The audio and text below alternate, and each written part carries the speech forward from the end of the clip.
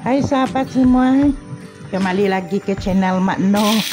Sekarang Mak Noh nak tumiskan itu bawangnya. Okey, Mak Noh tumiskan bawang merah, bawang putih, bawang bakung yang besar tu.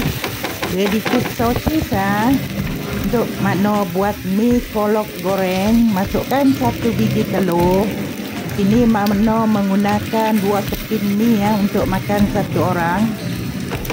Mak Noh dah rebus mie tadi tapi lupa nak dirakam. Kita kacau telur dan sosis ni. Yang ni kubis, daun sup, batang sup, daun bawang. Kita kacau, masukkan di dalam kuali ni.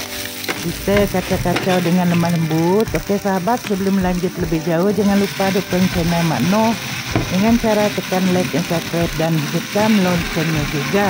Masukkan sos tiram sedikit, sos pedas, sos cili sedikit, dicap lemak masin, dicap manis sedikit, secukup saja.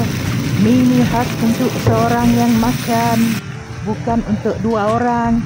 Masukkan bicin dan serbuk ayam.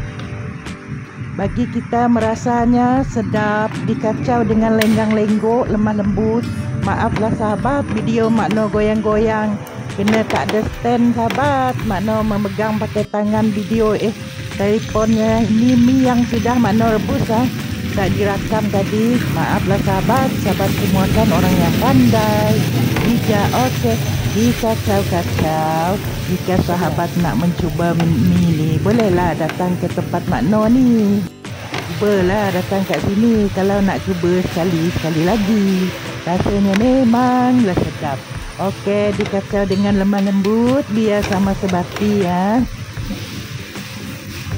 Ni kolok ni memang sedap lah sahabat. Harganya pun RM6 saja sahabat, tak mahal. Sahabat boleh datang ke tempat Mak Noh.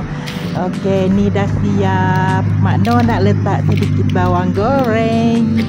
Alhamdulillah sahabat, inilah hasilan kejadian mie kolok goreng yang sudah masak.